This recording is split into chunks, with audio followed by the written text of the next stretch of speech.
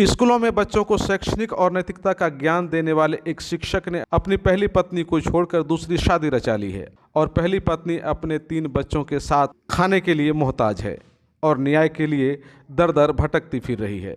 वहीं शिक्षक दूसरी शादी कर मौज करने में लगे हुए हैं। शिक्षक का नाम सुभाष कुमार राम है, जिनका घर बनमनखी थाना क्षेत्र के जीवसपुर गांव में बताया गया, जिसकी शादी रुपौली थाना क्षेत्र के डोभा गांव की रहने वाली निशी कुमारी से हुई थी। निशी कुमारी से उस समय शादी हुई थी जब सुभाष कुमार शिक्षक नहीं थे।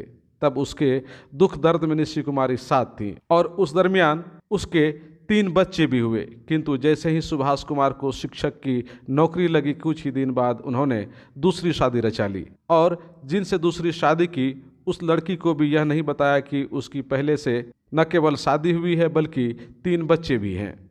सुभाष कुमार के दूसरी शादी करने के बाद निशा कुमारी किसी तरह अपने बच्चों को पढ़ा लिखा रही थी, किंतु उसकी आर्थिक स्थिति अब इतनी खराब हो गई है कि बच्चों की पढ़ाई भी उसे बंद करनी पड़ी है। और दूसरी तरफ सुभाष कुमार दूसरी पत्नी के साथ मजे की जिंदगी जी रहे हैं। दूरभाष पर सुभाष कुमार से बातें की गई तो उन्होंने कहा कि वह निशी कुमारी को खर्च के रूप में रुपये भेजेगा, किंतु इसकी जानकारी दूसरी पत्नी को नहीं मिलनी चाहिए। वहीं दूसरी पत्नी ने दूरभाष पर बताया कि इससे पहले सुभाष कुमार ने सब कुछ छुपाकर उससे शादी की थी, अन्यथा वे कभी सुभाष कुमार से शादी नहीं करती। इधर निशा कुमारी ने पूर्णिया एसपी को आवेदन देकर न्याय के लिए गुहार लगाई है ताकि आरोपी शिक्षक सुभाष कुमार पर न केवल कार्रवाई हो सके बल्कि हिंदू विवाह एक्ट के तहत बिना तलाक के दूसरी शादी करने के जुर्म में कार्रवाई कर उसे जेल भी भेजा जा सके, क्योंकि सुभाष कुमार ने न केवल पत्नी निशा कुमारी की जिंदगी तबाह की है बल्कि 3 बच्चों के भविष्य के साथ भी खिलवाड़ किया है। जरा आप भी सुनिए निशी कुमारी और उनके बच्चों ने इस दरमियान क्या कुछ कहा। मेरे हस्बैंड जो है वो हाई स्कूल के टीचर है, ठाकुरगंज हाई स्कूल के टीचर है। तो वो मेरे से शादी किए, शादी प्रेम पूर्वक शादी सब परिवार के सहमति से हुआ। शादी होने करने के बाद वो फिर से नेक्स्ट दिन से ही मारपीट करना स्टार्ट कर दिए।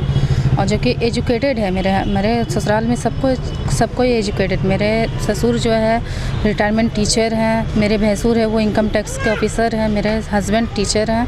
वो सारा इस मारपीट करने के बाद हमेशा बोलते थे दहेज लेके आओ, ये करके आओ। तब तक में एक बच्चा हो गया। एक बच्चा होने के बाद उसको भी नहीं देखना, जान से मारने का भी हमको भी बहुत बार प्रयास किया है। लगभग से 3 बार हाथ काट के मारा गया और इसके बाद भगा देता था। जब भी बाबू पेट में रहता था तो भगा देता था घर से। इसके बाद जब मेरी दूसरी बेटी भी रही, दूसरी बेटी में भी उसका वही बर्ताव रहा। ना हमको 1 रुपया देने का खर्चा पानी कुछ भी नहीं हमको देते थे, कुछ भी नहीं। जो कि वो अपना अयासी जो था वो करते थे, पर हमको 1 रुपया भी खर्चा कुछ भी नहीं। तब तक मैं दूसरी बेटी हो गई। तीसरी जब रही तो वो हमको मतलब उस दिन एक दिन रात को जान से मारने का पूरा प्रयास किए। मेरे सास ससुर, ये ननद, बड़ी वाली ननद और बड़े वाले नंदोसी सबको मिल के जान से मारने का कोशिश किए। हम किसी भी तरह से वहाँ से भागने के बाद आए तो इसके बाद पता चला कि वो दूसरा शादी कर ले, जिससे वो प्यार करते थे। लड़की का नाम राधा है, वो उससे शादी कर लिए। शादी करने के बाद उसके भी परिवार में जिससे शादी की है 2 बच्चा उनको भी हैं। अब डायरेक्ट बोलते हैं हम कुछ भी नहीं हमको देंगे। अच्छा, आपने अभी कहा कि वो अय्याशी करता है, जी। मतलब अय्याशी में क्या सब करता है? अय्याशी में जैसे कि उसको लड़की बहुत पसंद है। जैसे कि अभी मेरे से शादी किए, मेरा ज़िंदगी बर्बाद किए। अभी दूसरा है, दूसरा का अब तीसरा करने के लिए वो चाह रहे हैं कि हम तीसरा शादी करेंगे। ये उसका नेचर बन गया है? नेचर बन गया है। और बहाना क्या बनाता है? दहेज का? दहेज का बहाना कि लड़की है, हमको दहेज ला के देगी तो पैसा कौड़ी कोई नहीं देता है, हमको दहेज चाहिए। आपका पालन पोषण कैसे होता है? किसी भी तरह से सर कर रहे हैं। अभी सबका है, स्कूल में एडमिशन नहीं करवाए हैं, कुछ भी नहीं करवाए हैं, किसी भी तरह से चल रहा है। तो आप तो कानून में मदद के लिए गए थे ना?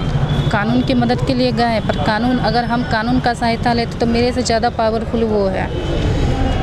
अगर हम कानून को अगर हम देते हैं 1000 रुपया देते हैं, वहाँ वो 10,000 फेंक देता है। कानून मेरा सुनवाई नहीं करता है। हम सब तरह से के थक गए। और ससुराल वाले लोग हैं, उन लोगों को नहीं कहा कि थोड़ा डांटिए उनको? नहीं, वो कोई सपोर्ट नहीं कर रहे। वो बोलते हैं मेरा बेटा है, हम जैसे मेरा बेटा चल रहा है वैसे ही चलेगा।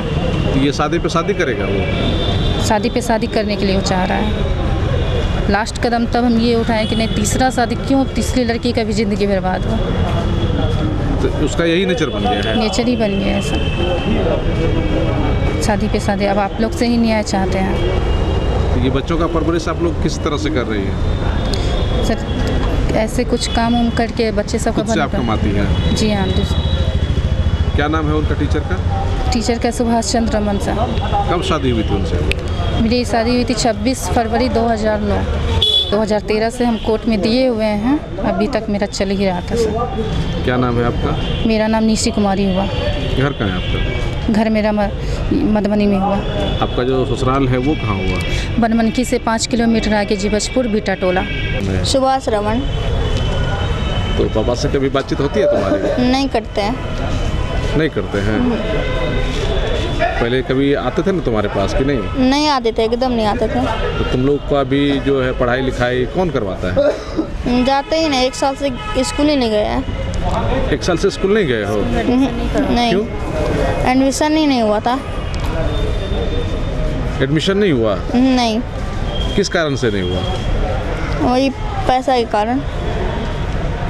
पैसा के कारण नहीं पढ़ पा रहे हो? नहीं, आप पहले किस स्कूल में पढ़ते थे? Aryan public school. आज हम 1 क्लास में पढ़ते हैं। 1 क्लास में पढ़ते हो? हाँ। तुम स्कूल जाती हो ना? नहीं। तुम भी नहीं जाते हो? नहीं। सबका पढ़ाई बंद है? हाँ।